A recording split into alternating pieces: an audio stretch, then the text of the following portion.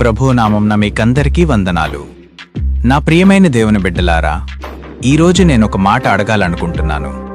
ఒకవేళ అది ఈరోజే జరిగితే, సంవత్సరాల తర్వాత కాదు, ఏదో భవిష్యత్తులో కాదు, సరిగ్గా ఈరోజే జరిగితే, మీరు ఆఫీసులో పని చేసుకుంటున్నప్పుడు, పిల్లలు స్కూల్లో ఆడుకుంటున్నప్పుడు, ఒకరు ఫోన్ చూసుకుంటూ బిజీగా ఉన్నప్పుడు ఆ క్షణం వస్తే, బైబిల్ చెబుతున్న ర్యాప్చర్ లేదా సంఘమెత్తబడుట అనేది ఏదో నెమ్మదిగా గంటల తరబడి జరిగే ప్రక్రియ కాదు.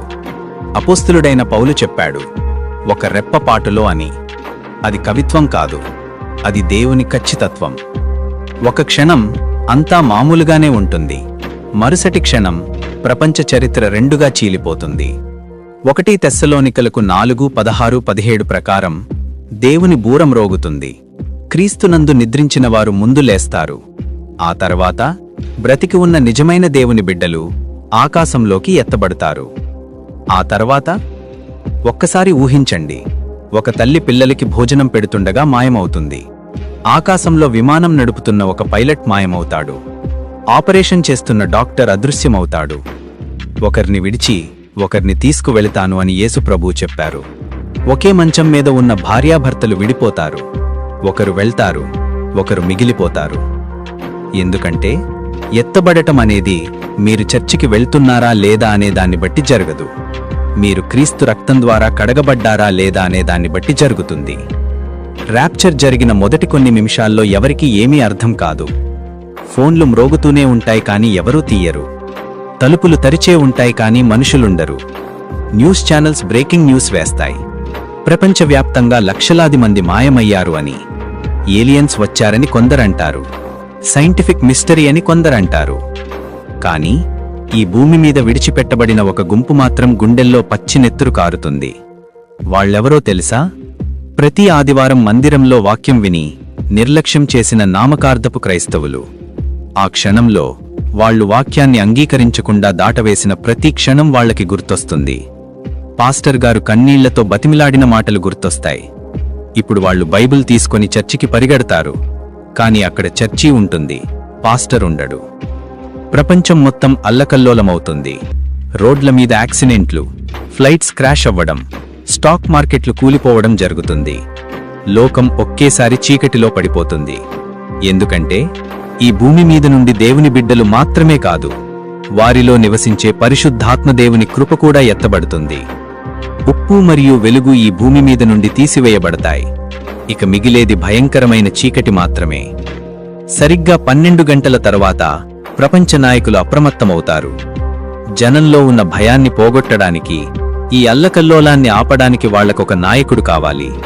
సరిగ్గా అదే సమయంలో వాక్యపు వెలుగులేని ఆ చీకటి ప్రపంచంలోకి ఒక మాయలారి నాయకుడు వస్తాడు. అతనినే బైబిల్ క్రీస్తు విరోధి అని చెబుతోంది. అతను యుద్ధం చేసుకుంటూ రాడు, అతను శాంతిమంత్రం జపిస్తూ వస్తాడు. భయపడకండి, మనమంతా ఏకమవుదాం, ఈ విపత్తును జయిద్దామని చాలా తీయగా మాట్లాడతాడు. లోకం అతనిని దేవునిలా నమ్ముతుంది. అక్కడి నుండి ఒక కొత్త సిస్టమ్ మొదలవుతుంది. ఇక ఎవరు ఎక్కడికి పడితే అక్కడికి వెళ్లలేరు. మన సేఫ్టీ కోసమే కదా అని ప్రతి మనిషిని కంట్రోల్ చేసే ఒక గ్లోబల్ ట్రాకింగ్ సిస్టమ్ వస్తుంది. ప్రజలు వాళ్ల ప్రాణభయం కొద్దీ తమ స్వేచ్ఛను ఆ క్రీస్తు విరోధి చేతుల్లో పెట్టేస్తారు. అబద్ధాన్ని సత్యమని నమ్ముతారు. నా ప్రియ సహోదరులారా, ర్యాప్చర్ జరిగిన 24 గంటల్లోనే ప్రపంచం దేవునికి పూర్తిగా వ్యతిరేకంగా మారిపోతుంది. ఆ క్రీస్తు విరోధి పాలనలో ముద్ర వేయించుకొని నరకానికి సిద్ధమవుతుంది. ఒక్క నిమిషం నీ గుండె మీద చెయ్యి వేసుకొని ఆలోచించు. ఆ మొదటి 24 గంటల్లో నువ్వు ఎక్కడుంటావు? క్రీస్తుతో పాటు పరలోకంలో విందులో ఉంటావా, లేక ఇక్కడ భూమి మీద మిగిలిపోయి ఆ క్రీస్తు విరోధి పాలనలో శ్రమలు అనుభవిస్తూ ఏడుస్తూ ఉంటావా? రేపు మారుదాంలే, ఇంకా నా వయసేముందిలే, ఆదివారం వెళ్లి ప్రార్థన చేసుకుందాంలే అని వాయిదా వేస్తున్నావేమో. ర్యాప్చర్ జరిగిన తర్వాత రేపు అనేది ఉండదు. అవకాశం తలుపు మూయబడుతుంది.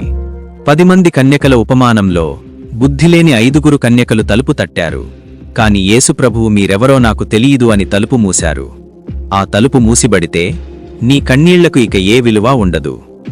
సమయం మించిపోకముందే దేవుని కృపలో దొరికే బలం ఇంకా నీకు అందుబాటులో ఉండగానే యేసువైపు తిరుగు. నిన్ను ప్రేమించిన యేసు కోసం నీ జీవితాన్ని సమర్పించుకో. ఈ ప్రార్థన నాతో పాటు చెయ్యి. యేసయ్యా, నా హృదయాన్ని నీకిస్తున్నాను. నేను విడిచిపెట్టబడకూడదు ప్రభువా. నా పాపాలను క్షమించు. నీ రక్తం నన్ను కడుగునుగాక. నీ రాకడ కొరకు నన్ను నా కుటుంబాన్ని సిద్ధపరచు. ఆ మొదటి 24 గంటలు నేను నీతో పాటు పరలోకంలో ఉండాలి ప్రభువా. ఆమేన్. నిజంగా ఈ ప్రార్థన మీ హృదయం నుండి చేస్తే, మీరు సిద్ధంగా ఉన్నారని నమ్మితే కమెంట్స్లో నేను సిద్ధంగా ఉన్నాను ప్రభువా అని రాయండి. సమయం చాలా తక్కువగా ఉంది. ఈ వార్నింగ్ మెసేజ్ని అందరికీ షేర్ చేయండి. దేవుడు మిమ్మల్ని దీవించునుగాక. మారనాథా.